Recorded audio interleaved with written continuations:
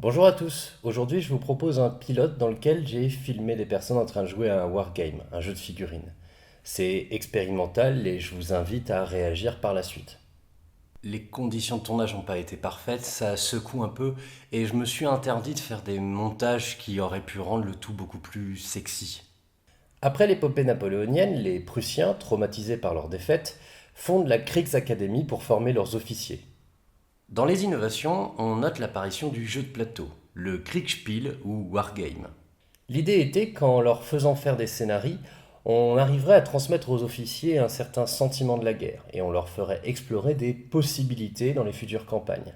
Les dés créent les frottements de la guerre, les imprévus, chaque plan ne résistant pas à la réalité des combats. Je vous propose ici ce pilote de Wargame, en filmant les joueurs et en les interviewant entre les tours, pour voir ce que nous pouvons apprendre de ces modélisations de la guerre. C'est une bataille napoléonienne en Espagne en 1812 où les Britanniques prennent par surprise des Français en déplacement et trop étalés. Bon, vous verrez, le déploiement n'est pas du tout équilibré, mais c'est pas grave puisque ça va nous permettre de voir comment réagit un général sous pression. Vous inquiétez pas, vous n'avez pas besoin de connaître à fond les règles. Ils jouent chacun leur tour, chaque tour comprenant une phase de déplacement, des tests de morale et les combats. Quant à nous, on se retrouve à la fin. Pour ce pilote, nous vous proposons la bataille des Arapiles, dans laquelle 50 000 Anglais, Espagnols et Portugais arrivent à prendre par surprise une colonne française d'également 50 000 hommes.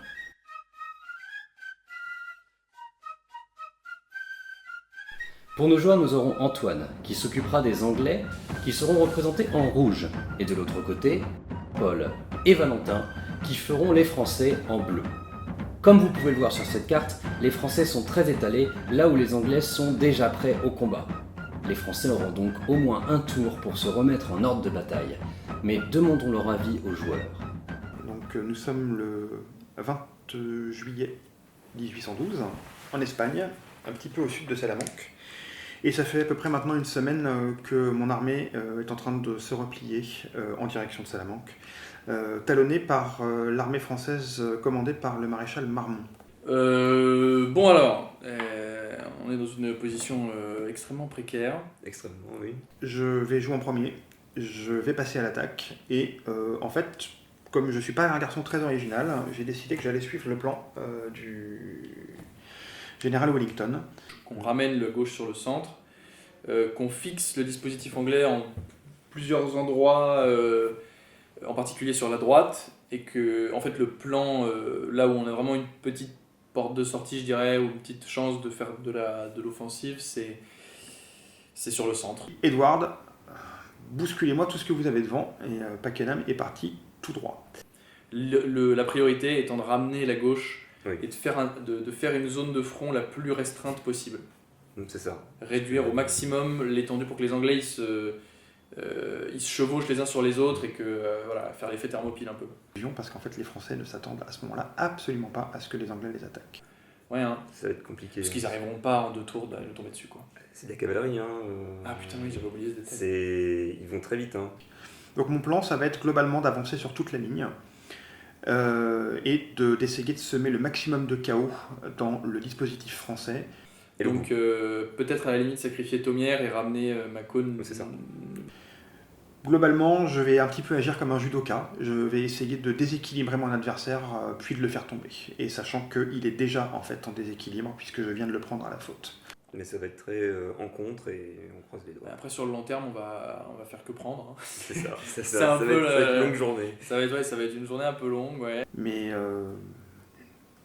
on va bien voir. Donc une situation très compliquée. Ouais, on va galérer. On va galérer. Le premier tour est engagé par les Anglais, qui d'une manière générale ont une tactique assez simple, aller de l'avant, avec une tension palpable chez les Français. Dear God. Dear God. Par là. L'avancée générale va créer une certaine pression.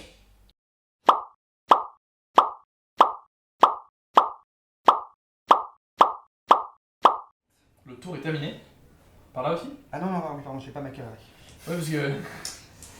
J'ai pas encore déplacé ma cavalerie. Mais. J'aurais peut-être pas dû lui dire. Mais, de toute façon, je vais pas vraiment aller. Le tour des Français commence par un jet de dés pour savoir quelles unités vont se déplacer, avec quelques mauvaises surprises. Oh, ça. Surprises qui vont créer une intense phase de réflexion. Finalement, les Français décident de se déployer au maximum et de se tourner vers les Anglais, dont sur leur côté droit pour essayer de les menacer à travers la rivière. Sur ce schéma, vous pouvez voir l'ensemble des mouvements du premier tour. Vous comprenez assez vite que les Anglais augmentent la pression, tandis que les Français essaient tant bien que mal de se déployer. Mais à la fin de ce tour, quel est l'état d'esprit de nos combattants ? Bon, C'est la panique totale, mais c'est pas encore catastrophique. voilà. Bon, le premier tour vient de s'écouler, on est pas mal. Bon, on a un trou béant entre le centre et la droite. J'ai choisi de ne pas déplacer mes divisions de réserve, ce qui m'a permis d'avancer tout le monde et de mettre tout de suite la pression sur... On a décidé d'abandonner notre flanc gauche. Voilà. La division Thomiard va se sacrifier pour le reste de l'armée. Je pense que maintenant il va falloir que je tape. Pakenham va frapper, je pense qu'il faut que je frappe au centre, il faut que je lui mette la pression tout de suite. Parce qu'en fait sinon je vais lui laisser le temps de reprendre ses esprits et c'est précisément ce que je ne veux pas. De toute façon, il y a deux choses très importantes. C'est que la première ligne tient la première vague d'assaut. Ouais, ce qui est pas Et dit. espérer que sa réserve se déporte sur son flanc gauche. Ouais, c'est ça. Mais pour l'instant en tout cas je suis plutôt confiant, le plan se déroule comme prévu, mais tant que les premiers coups de feu n'auront pas été tirés et qu'on n'aura pas commencé à se taper dessus et faire des tests de morale, je peux pas vraiment être certain de mon coup. C'est quand même plutôt bien engagé. Il y a que ça à faire. Tenir et essayer de faire un enveloppement sur la droite légèrement. Mais Enfin, bon. on va voir comment ça marche. Voilà. Sinon, on essaiera de ramener sur le centre, hein. Il n'y a pas de secret. Il y a pas de secret. Hein, là-dessus. Bon. Bon, allons-y.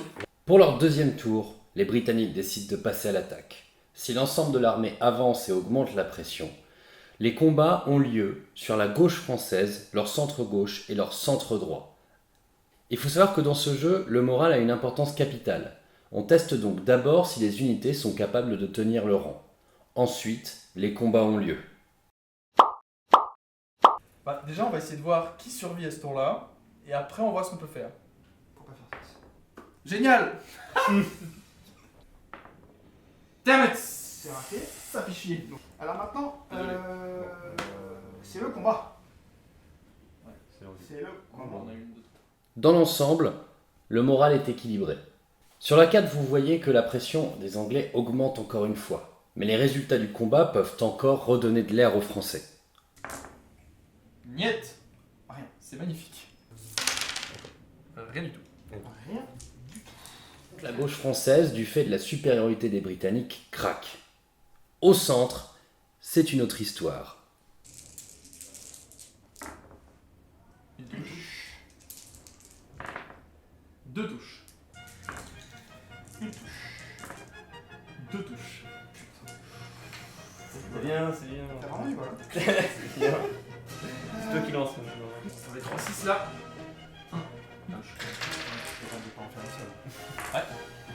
Et magnifique. C'est magnifique. Donc, Rentrez.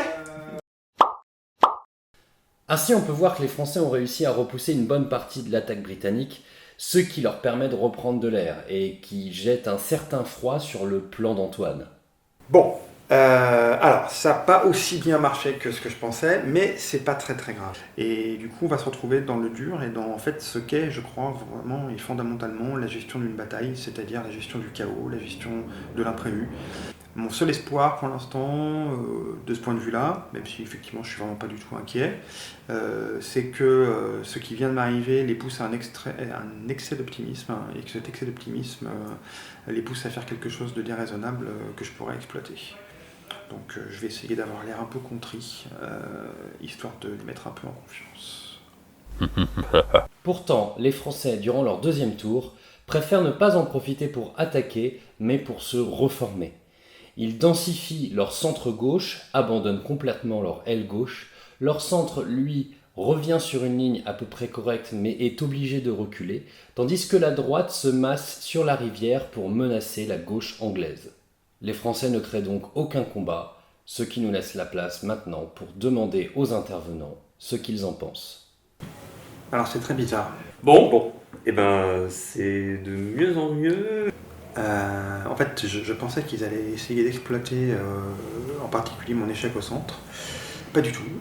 Ils ont choisi d'être relativement prudents. Le centre tient très bien. Voilà. Et le problème, c'est qu'ils sont en train de se replier assez loin. Ils ont de moins en moins de marge de manœuvre pour leur propre repli, ce qui ne m'apparaît pas comme étant quelque chose de très très positif. En fait, vu que sur notre droite, on commence à faire un mouvement enveloppant, qui pourrait occuper sérieusement Antoine et son attaque sur notre centre droit. Quant au fait qu'ils commencent à s'approcher sur mon aile gauche, je suis pas très inquiet. Quand ils vont devoir passer le Rio, ils vont être en désordre. J'ai normalement de quoi mettre des troupes de l'autre côté. S'ils essaient de me charger, ils vont être en grande difficulté. Là, on a tout de suite une possibilité d'alléger notre centre parce qu'on a une ouverture avec notre cavalerie qui peut s'engouffrer. Et on pense qu'on va peut-être essayer de la faire charger pour au moins soulager le truc. Ouais. Et à partir du moment où je serai là-haut et que j'aurai gagné les hauteurs, ça va plus du tout être la même bataille parce que c'est moi qui serai en position de force. Voilà. Bon, je pense que c'est peut-être le moment où on est peut-être le plus optimiste sur la partie. Après, ça risque pas d'être pareil. Non, voilà, ça passe ou ça casse. Donc, ouais, Là, clairement. c'est... Mais il faut pas que je me déconcentre. Et il faut vraiment que j'essaie de continuer de mettre la pression. Qui sont bourbes dans l'offensive. Ouais. Bon, voilà. Bon, c'est parti. Et pour leur troisième tour, les Britanniques continuent à mettre la pression en s'attaquant notamment à l'aile gauche abandonnée par les Français et en continuant au centre. Adieu Tomière.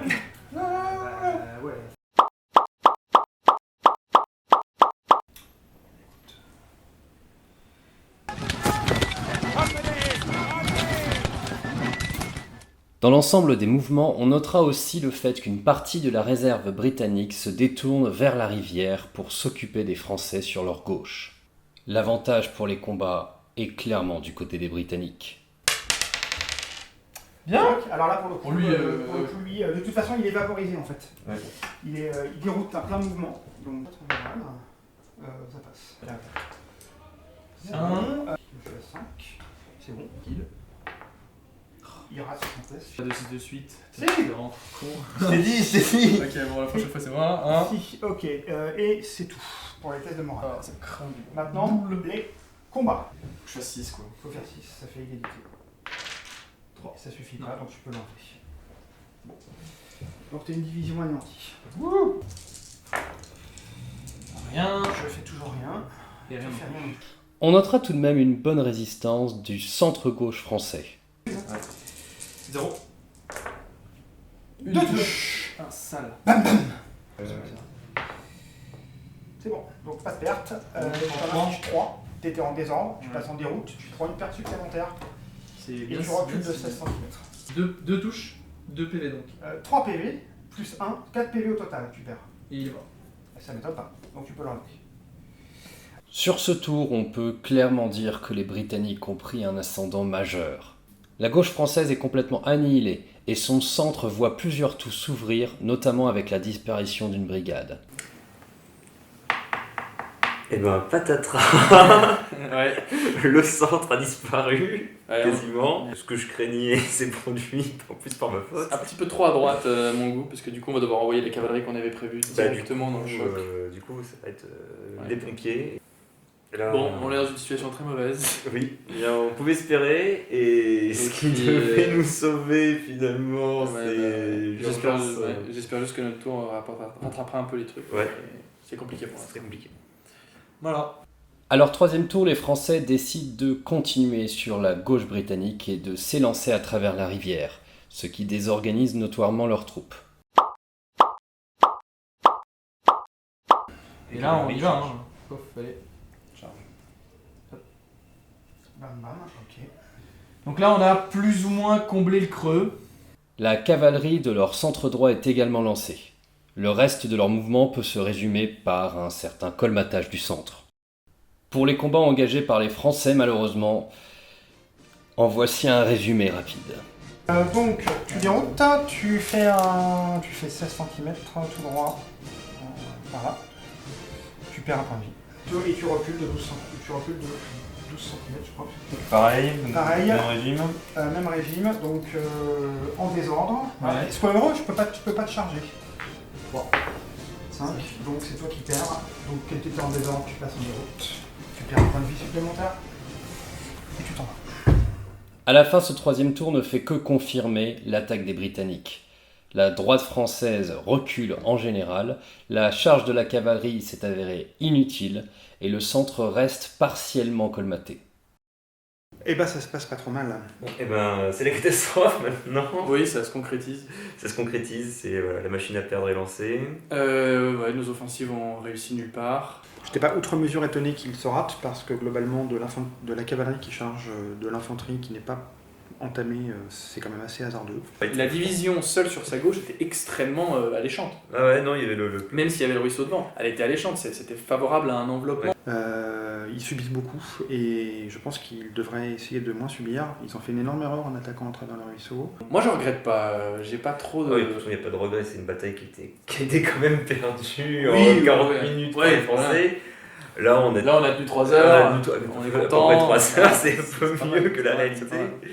Je vais quand même par contre essayer de nettoyer ce qui reste de sa cavalerie sur mon flanc droit, parce que je pense que j'ai la distance pour aller charger. On a dit ça passe ou ça casse, hein, Ouais. mais bon, c'est vrai que ça a plutôt cassé. Ça va plutôt casser. Bon, après on va voir ce qu'il fait. Voilà. Pour son 4e tour, Antoine hésite énormément. Finalement, il prend la décision qu'il a toujours prise jusqu'ici. Continuer à mettre la pression. Il lance donc une attaque généralisée. Position. Voilà. Par là. Bon, Ouais. Bon, je pense que c'est un peu l'ordre de vérité. Si je réussis mon coup, ouais. Il n'y a plus d'armée. Putain, je vous vaporise. Si je réussis mon coup, je vous vaporise. Comme vous pouvez le voir sur la carte, la totalité du dispositif français est attaquée. Ce pourrait donc être le combat décisif. On pourrait résumer les combats avec ces 4 interventions. Non, mais on s'en est bien sorti en vrai. Ouais, carrément. Enfin, Carrément. pas trop non plus, mais ça va. Carrément. C'est pas l'implosion pour l'instant. L'attaque dans ce jeu, ça ne pardonne pas. Ah non. C'est ultra punitif. Il est détruit en fait, tout simplement, Hanson. Sérieux? Ouais, il est détruit, Hanson. Voilà. C'est pour ça que je suis content d'avoir ma 2e ligne qui arrive, hein. De toute façon, c'est ce que j'ai un peu anticipé. Hein. Mais bon, c'est un peu relou quand même. Donc, en gros, pour faire court, eux ils peuvent encore attaquer, mais avec quoi? Eux c'est fini. Enfin, eux ils peuvent plus faire de mouvement vers l'ennemi, eux non plus. Ainsi, si la droite française est complètement repoussée, le centre, lui, a réussi à résister, ce qui donne beaucoup d'air à des Français sous pression. D'ailleurs, le tour de ces derniers pourrait se résumer à une réorganisation générale afin de tenir le peu de terrain où ils sont à peu près en place. Ça sent clairement la fin de la bataille.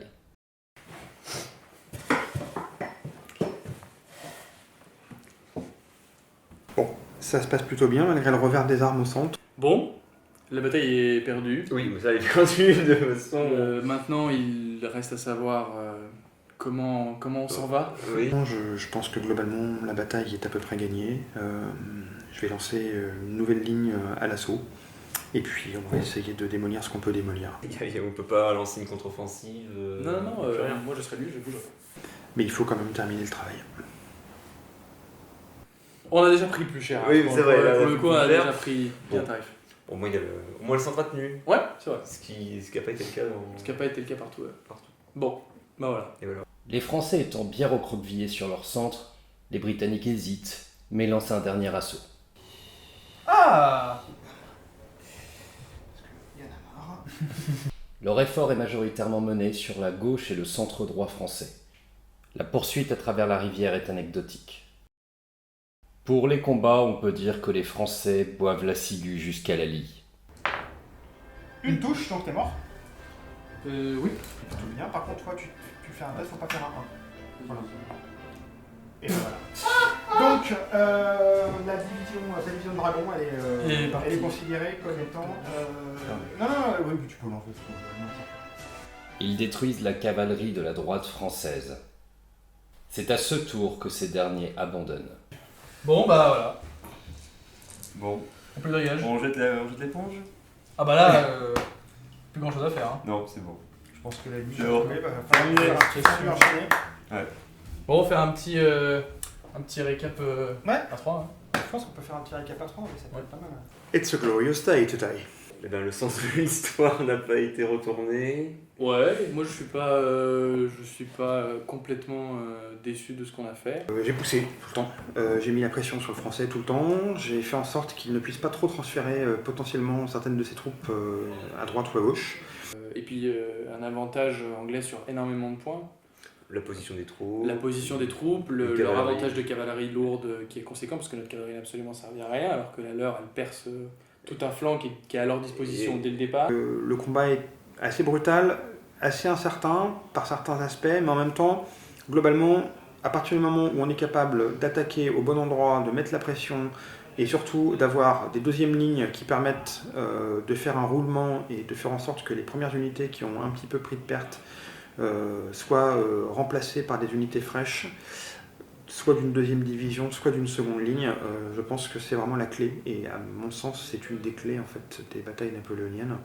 On a réussi à retarder l'échéance, mais... Voilà, ça déjà c'est pas mal, effectivement on a réussi à temporiser un peu mieux. J'avais quand même une certaine pression sur les épaules, parce que malgré tout, quand on joue Wellington dans cette bataille où il attaque et où il gagne, on n'a évidemment pas envie de perdre.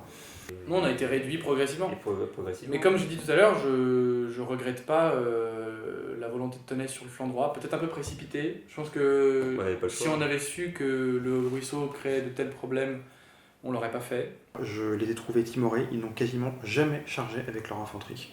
Mais au Ouais, moins c'était on lui a fait peur parce qu'il a finalement il a fini par. Mais il était obligé de... Voilà. Ils ont été constamment sous pression et ils n'ont pas réussi à s'en dégager. Je pense que c'est ça en fait qui explique ma victoire et leur défaite. Bon voilà. Voilà. C'est l'heure maintenant de faire un point. Si on regarde l'ensemble de la bataille, deux constantes s'imposent à nous. La pression énorme exercée par les Britanniques et le recroquevillement du centre français petit à petit, qui rassurait, certes, mais tuait toute forme d'initiative. La seule exception dans tout cela aura été l'attaque de la droite française complètement catastrophique à travers la rivière. Ce qui m'intéresse le plus ici, c'est l'aspect psychologique du commandement. Ici, on voit clairement deux attitudes. Celle du Britannique flegmatique, toujours en supériorité, qui maintient la pression, et celle de deux Français, toujours en déséquilibre. Si le Britannique maintient bien sa pression, on note tout de même un stress quand le combat le défavorise. Il a dû prendre sur lui pour continuer dans ses assauts. Les Français, toujours éparpillés, se sont sentis obligés, pour pouvoir se rassurer, de perpétuellement réorganiser leurs troupes et leurs lignes, ce qui a notoirement étouffé toute possibilité de reprise de l'initiative. Finalement, cette partie montre bien comme il est difficile, dans le feu de l'action, de ne pas se croire contraint par les événements. Aspect psychologique que l'on retrouve dans bien des rapports de bataille. En tout cas, n'hésitez pas à me faire des retours, cette vidéo m'ayant demandé beaucoup de temps de travail. Donc je suis preneur de vos avis. Est-ce que ça vaut le coup? Est-ce que ça vous a intéressé, amusé? Est-ce que vous avez appris des choses? Etc. Il n'est pas impossible que, si l'on continue sur cette formule, je pousse plus loin l'analyse des troupes, de l'époque, des règles du jeu, et qu'on ait même à envoyer ces vidéos sur une chaîne alternative.